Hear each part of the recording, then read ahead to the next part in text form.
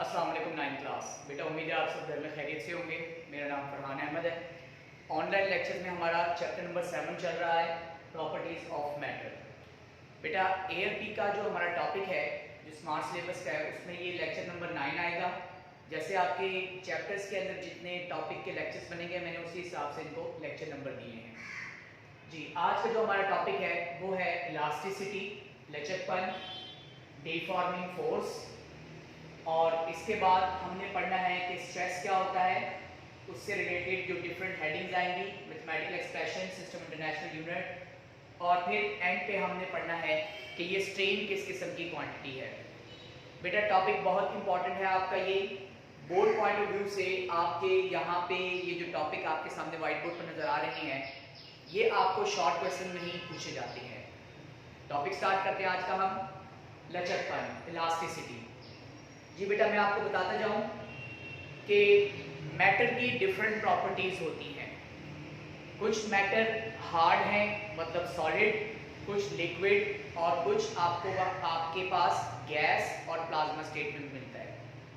Matter की different properties को जब हम डिफाइन करते हैं, उसमें एक प्रॉपर्टी आती है जिसे हम कहते हैं हार्डनेस, एक प्रॉपर्टी आती है जिसे हम फ्लूइबिलिटी, बहने की सलाहियत, और एक प्रॉपर्टी आपके पास आ जाती है इलास्टिसिटी। हार्डनेस, जब आप किसी भी ऑब्जेक्ट पर फोर्स लगाएं, अगर आपकी एक्सटर्नल फोर्स की वजह से उस ऑब्जेक्ट के पार्टिकल्स मूव नहीं करते, अपनी जगह पर स्टिल रहते हैं, अपना एम्पलीट्यूड चेंज नहीं करते, तो ऐसे ऑब्जेक्ट्स को हम हार्ड ऑब्जेक्ट या रिजिड ऑब्जेक्ट कहते हैं। इसके बाद फ्लूइबिलिटी, मतलब एक प्रॉपर्टी ऐसी जिसमें मैटर बह सकता हो। आप गैस और लिक्विड्स को फ्लूइड्स कहते हैं।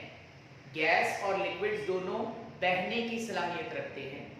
ऐसे ही एक प्रॉपर्टी कुछ ऑब्जेक्ट्स की ऐसी है जिसे हम कहते हैं इलास्टिसिटी। इलास्टिसिटी क्या है बेटा? कभी आपने ऑब्जर्व किया हो, आपकी डेली लाइफ में आप अक्सर एक रबर बैंड हाथ में पकड़ते हैं, और रबर बैंड के ऊपर जब आप फोर्स लगाते हैं तो रबर बैंड की जो शेप है, जो साइज है, वो चेंज हो जाता है। लेकिन जैसे ही आप अपनी फोर्स को एक लिमिट तक रखते हैं और जब आप उस फोर्स को हटा देंगे, तो वो रबर बैंड या वो स्प्रिंग या कोई भी मटेरियल वापस अपनी शक्ल रीगेन करता है, रिस्टोर करता है। तो ऑब्जेक्ट की इस खासियत को हम इलास्टिसिटी कहते हैं, और इस ऑब्जेक्ट को इलास्टिक मटेरियल कहा जाता है। डेफिनेशन आपके सामने व्हाइट बोर्ड पर मौजूद है। Property of a body to restore its original size and shape as the deforming force ceases to act. यहाँ ये जो डीफॉर्मिंग फोर्स है, यहाँ जो डीफॉर्मिंग फोर्स है, ये वो फोर्स है जो कि आपकी तरफ से लगी है, जिसने ऑब्जेक्ट की शेप को बिगाड़ दिया, ऑब्जेक्ट की साइज को चेंज कर दिया। हम इस फोर्स को डीफॉर्मिंग फोर्स कहते हैं। डीफॉर्मिंग फोर्स की डेफिनेशन भी व्हाइट बोर्ड पर मौजूद है। The applied force that changes shape, length और volume of a substance is called deforming force. वो कुव्वत जो किसी भी ऑब्जेक्ट की शक्ल को बिगाड़ दे, उसके अंदर डिफॉर्मेशन पैदा कर दे, उस एक्सटर्नल फोर्स को हम डीफॉर्मिंग फोर्स कहते हैं। जी, इसको हम एक एग्जांपल के साथ समझते हैं। एक एनालॉजी लेते हैं हम। यहाँ पे आपके पास सिचुएशन पहले है, एक स्प्रिंग नजर आ रहा है जिसका अपना एक ओरिजिनल साइज है। फर्ज किया कि इस स्प्रिंग की लेंथ है 1 मीटर। आपने इस पर एक एक्सटर्नल फोर्स, मतलब डीफॉर्मिंग फोर्स अप्लाई की। आपने ऑब्जर्व किया कि फोर्स के लगने से इस स्प्रिंग की लेंथ में इजाफा हो गया। मतलब अब हम ये कहेंगे now that spring is डीफॉर्म्ड spring, जिसकी शक्ल बिगड़ चुकी है, जिसकी लेंथ में पहले की निस्बत इजाफा हो चुका है। जैसे ही आप बेटा इस एक्सटर्नल फोर्स को हटाएंगे, ये स्प्रिंग वापस अपनी ओरिजिनल साइज में, ओरिजिनल डायमेंशंस में आ जाएगा।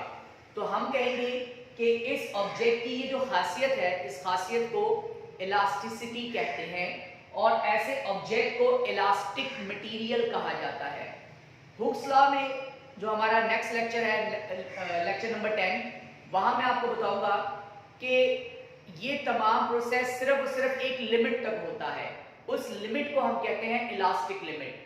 आपने ऑब्जर्व किया होगा कि जब आप उस रबर बैंड पर बहुत ज्यादा फोर्स लगा देते हैं तो वो रबर बैंड हमेशा के लिए अपनी शक्ल को बिगाड़ देता है। इसका मतलब ये है कि हमने उस इलास्टिक लिमिट को क्रॉस कर दिया है। हुक्स लॉ में इसकी डिटेल से हम लोग डिस्कशन करेंगे जी।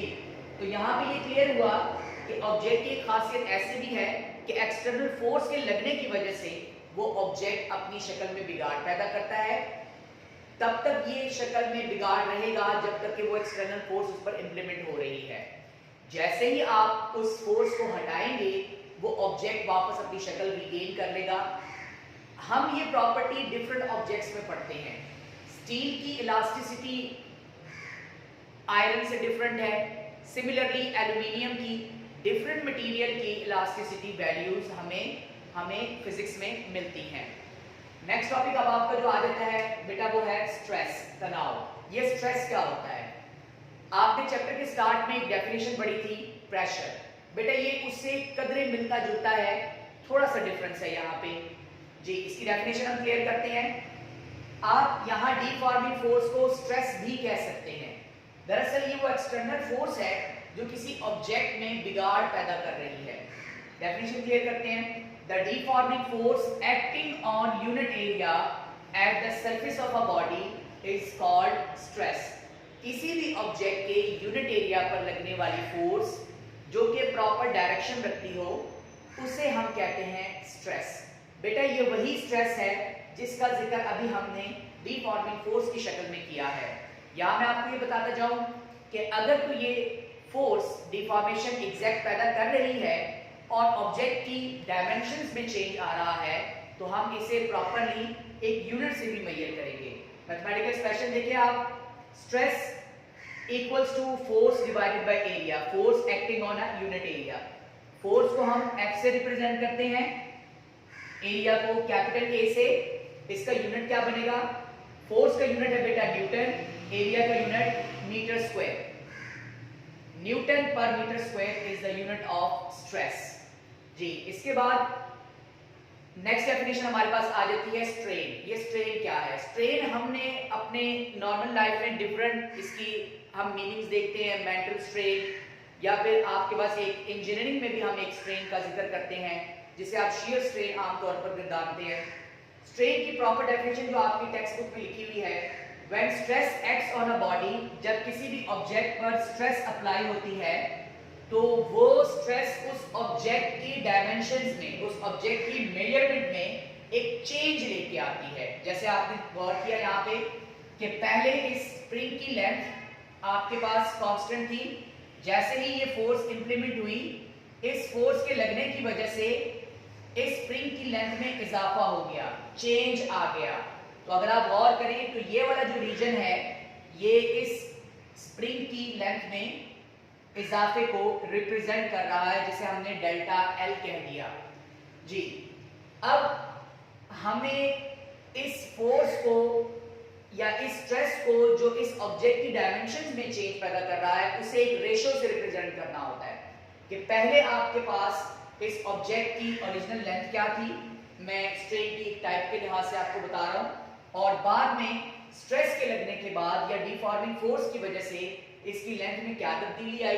इन दोनों क्वांटिटीज के दरमियान में बेटा जो रेशो होगा उस रेशो को हम कहते हैं strain.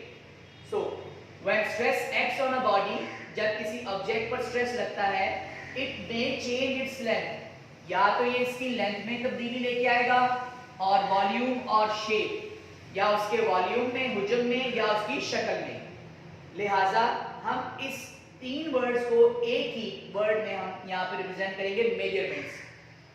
So the ratio of such change in measurement, लिहाजा change in measurement to original measurement के दरमियान में जो रेशो है, इस रेशो को हम कहते हैं बेटा स्ट्रेन। जितना ऑब्जेक्ट इलास्टिक होगा, जितनी इलास्टिसिटी वैल्यू ज्यादा होगी, इस ऑब्जेक्ट में ज्यादा स्ट्रेन पैदा होगा।